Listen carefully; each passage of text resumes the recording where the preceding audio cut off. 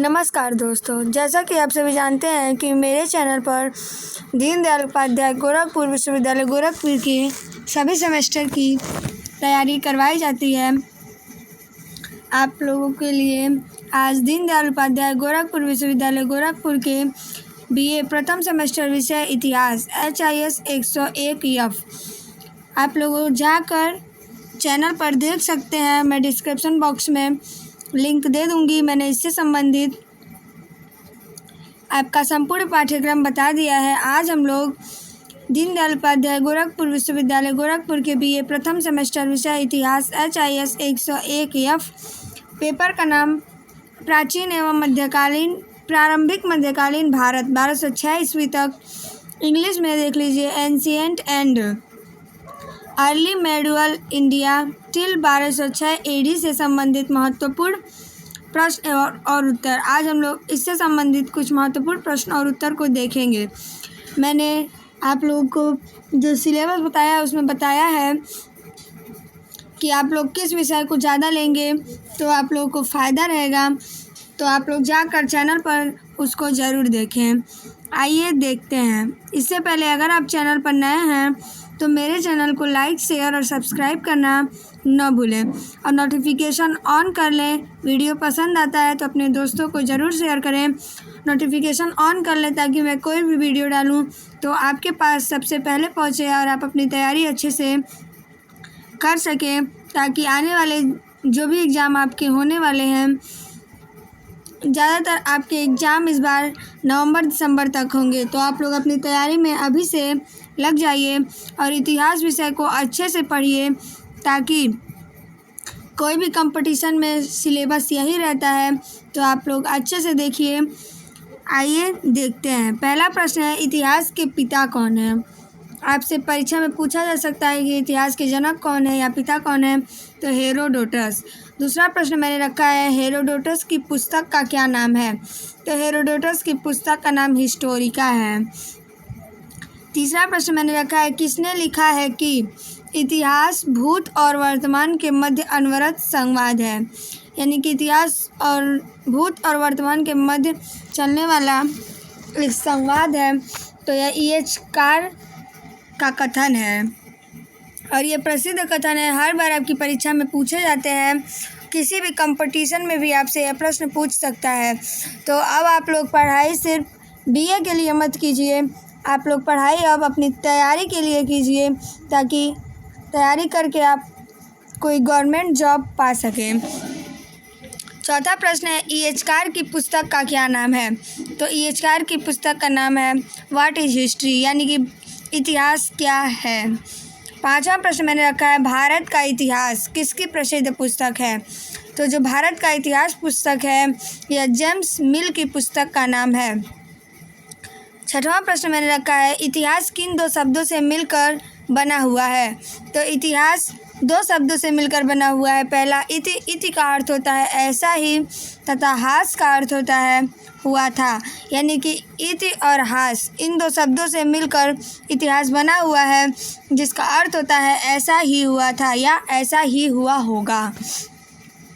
सातवां प्रश्न है, इतिहास कुलीन तंत्रों की कब्रगाह है जिसे वह स्वयं खोदते हैं, किसका कथन है? तो यह विल्फ्रेड पेरेटो का कथन है।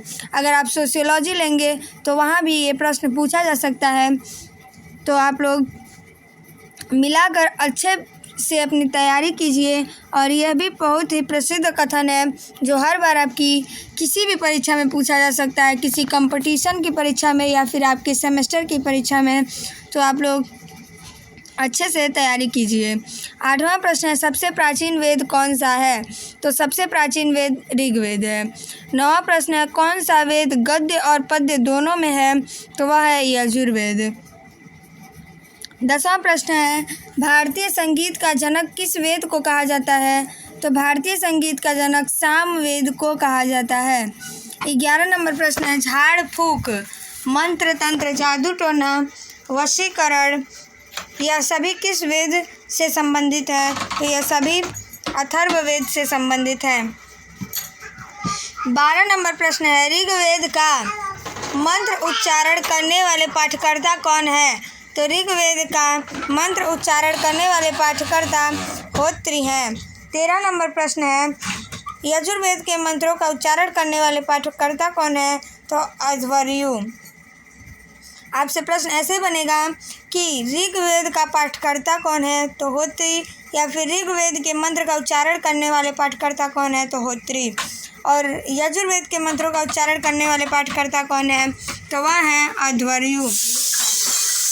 आइए देखते हैं, आप लोगों से प्रश्न पूछा जा सकता है कि 14 नंबर प्रश्न है, सामवेद के मंत्रों का उच्चारण करने वाले पाठकर्ता कौन है? तो वह है उद्गाता या उद्रायु। 15 नंबर प्रश्न है, जो हर बार परीक्षा में पूछा जाता है, महत्वपूर्ण प्रश्न है, संस्कारों की संख्या कितनी है? तो संस्कारों की संख्या 16 है। वेदों की संख्या पूछे तो 4, ऋग्वेद, यजुर्वेद, सामवेद और अथर्ववेद।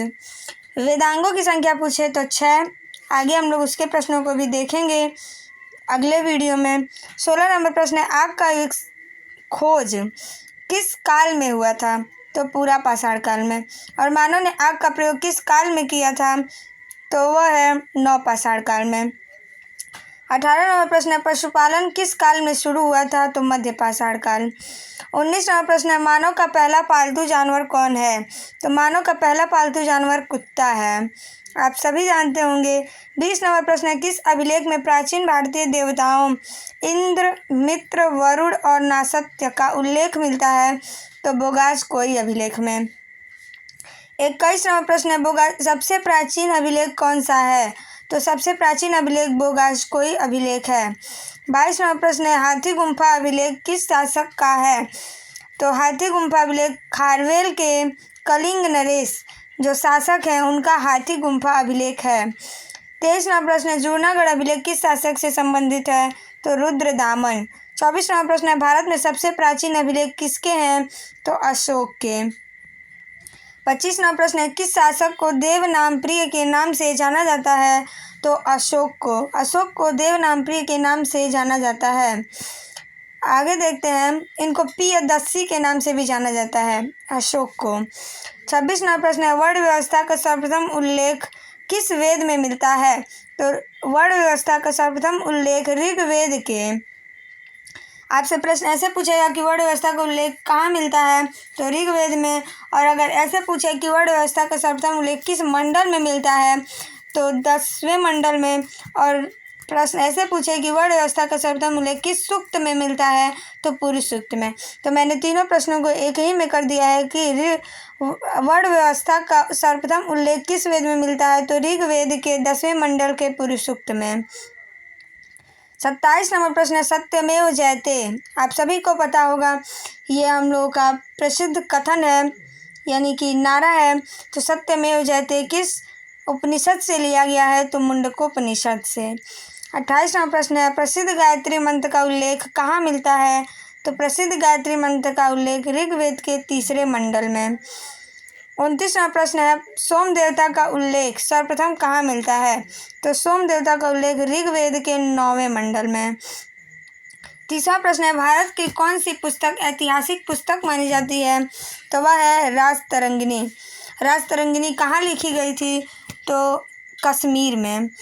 31वां प्रश्न है, राजतरंगिणी पुस्तक के लेखक कौन है? तो कल्हड़ है। 12वीं शताब्दी में इन्होंने राजतरंगिणी पुस्तक लिखा था कश्मीर में। 32वां प्रश्न है, एशियाटिक सोसाइटी ऑफ कोलकाता के मानद सदस्य कौन थे? तो आरसी मजूमदार। इनका पूरा नाम है डॉक्टर रमेश चंद्र मजूमदार, यानी कि आरसी मजूमदार का पूरा नाम रमेश चंद्र मजूमदार है। 33वां प्रश्न है, स्टडीज इन मुगल इंडिया पुस्तक के लेखक कौन है? तो स्टडीज इन मुगल इंडिया पुस्तक के लेखक यदुनाथ सरकार जी हैं। 35वां प्रश्न है, हिस्ट्री ऑफ औरंगजेब किसकी पुस्तक है? तो हिस्ट्री ऑफ औरंगजेब यदुनाथ सरकार की प्रसिद्ध पुस्तक है। इस प्रकार मैंने आप लोगों को दीनदयाल उपाध्याय गोरखपुर विश्वविद्यालय गोरखपुर के BA प्रथम सेमेस्टर विषय इतिहास paper code HIS 101F, paper का नाम प्राचीन एवं प्रारंभिक मध्यकालीन भारत 1206 ईस्वी तक, ancient and early medieval India till 1206 AD से संबंधित सब बहुत ही महत्वपूर्ण प्रश्न और उत्तर करवाएं। तो आप लोग वीडियो को पूरा ज़रूर देखें और अपनी तैयारी अच्छे से करें। इसे कोई भी देख सकता है। जो भी बच्चे इतिहास विषय लिए हुए हैं और अपनी तैयारी किसी भी परीक्षा के लिए कर रहे हैं और उसमें इतिहास पूछा जाता है, तो आप लोग इस वीडियो को देख सकते हैं। और आपको वीडियो पसंद आता है तो आप अपने दोस्तों को ज़रूर शेयर करें और इस चैनल से ज़रूर बने रहें। आपके आगे के सेमेस्टर की तैयारी अच्छे से करवाई जाएगी। आप चैनल पर नए हैं तो चैनल को लाइक, शेयर और सब्सक्राइब करना न भूलें। मिलते हैं अगले वीडियो में। आपका पेपर जब भी होगा अच्छा हो, इसी शुभकामनाओं के साथ नमस्कार।